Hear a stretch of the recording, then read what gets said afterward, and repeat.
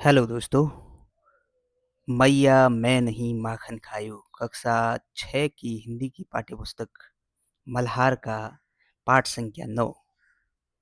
शीर्षक से ही स्पष्ट है कि ये भगवान श्री कृष्ण के बाल्यकाल की बाल्य लीला है। बाल्यकाल की जो प्रसंग है उसके बारे में इसमें सूरदास जी ने बड़ा ही मनमोहक चित्रण किया है।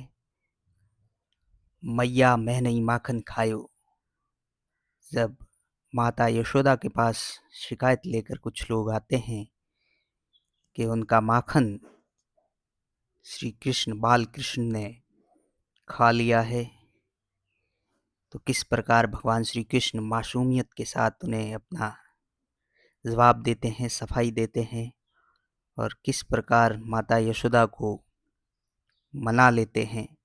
इसका बड़ा ही मन भावन मनमोहक विवरण इन पंक्तियों में सूरदास जी ने किया है। तो आइए शुरू करते हैं। मैया मैं नहीं माखन खायो, भगवान श्री कृष्ण कहते हैं कि माता मैंने माखन नहीं खाया है, मैंने तो माखन बिल्कुल भी नहीं खाया है। भोर भयो गयन के पाछे, मधुबन मोही पठायो।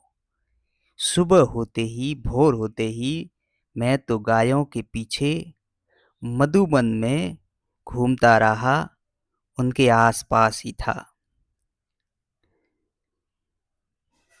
मधुबन जहाँ पर गायों को चराने के लिए भगवान श्री कृष्ण ग्वालों के साथ अपने दोस्तों के साथ दिन भर घूमते रहते थे, तो मैं तो वहीं पर दिन भर भटकता रहा।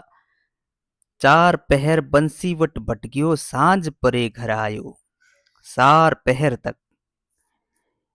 पूरे दिन, चार पहर का मतलब दिन और रात में 8 पहर होते हैं, तो 4 पहर दिन भर बंसीवट एक वृक्ष का नाम है जहाँ पर बैठकर भगवान श्री कृष्ण मधुर आवाज में बांसुरी, बड़ी ही मनमोहक आवाज में बांसुरी बजाते थे। सांझ परे घर आए, वो कहते मैं तो 4 पहर तक उसी बंसीवट के आसपास गायों के आसपास भटकता रहा, और जैसे ही सांझ हुई, दिन ढलने को आया, तो घर पर आया हूँ। मैं बालक बयन को छोटो, छींको कही विधि पायो। बड़ी मासूमियत के साथ कहते हैं माता मेरा तो जो बाएं हैं, मेरे हाथ हैं, बाएं हैं, बड़ी छोटी है।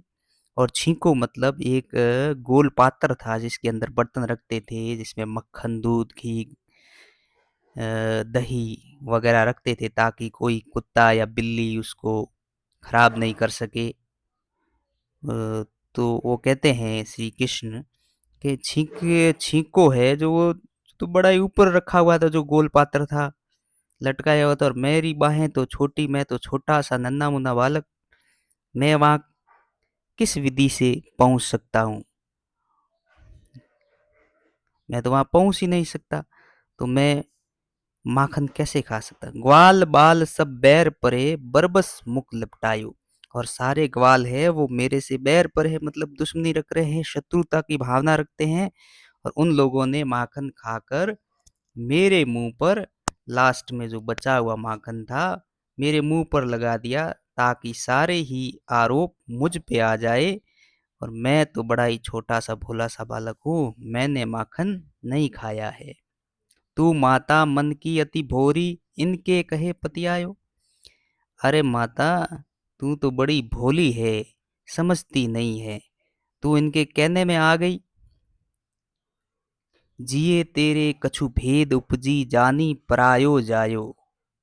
हाँ, अब मुझे असलियत का पता चल गया है कि तेरे मन में भेदभाव उपज गया है। मैं देवकी का पुत्र हूँ, तेरा जाया हुआ नहीं हूँ, तुमने मुझे जन्म नहीं दिया, इसलिए तुम मेरे साथ ये ऐसा व्यवहार कर रही हो, मेरी बात नहीं मान रही हो, मैंने माखन नहीं खायो।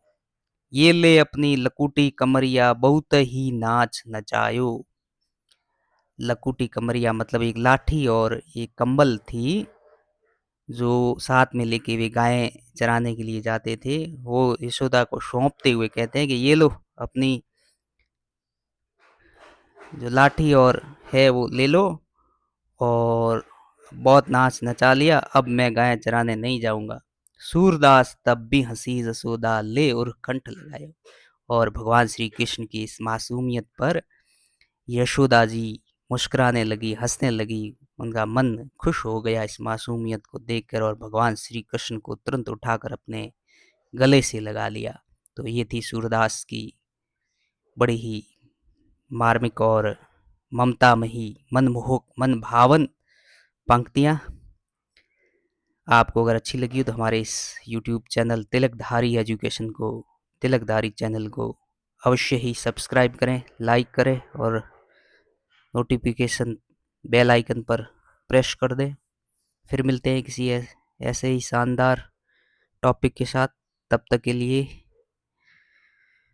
शुक्रिया।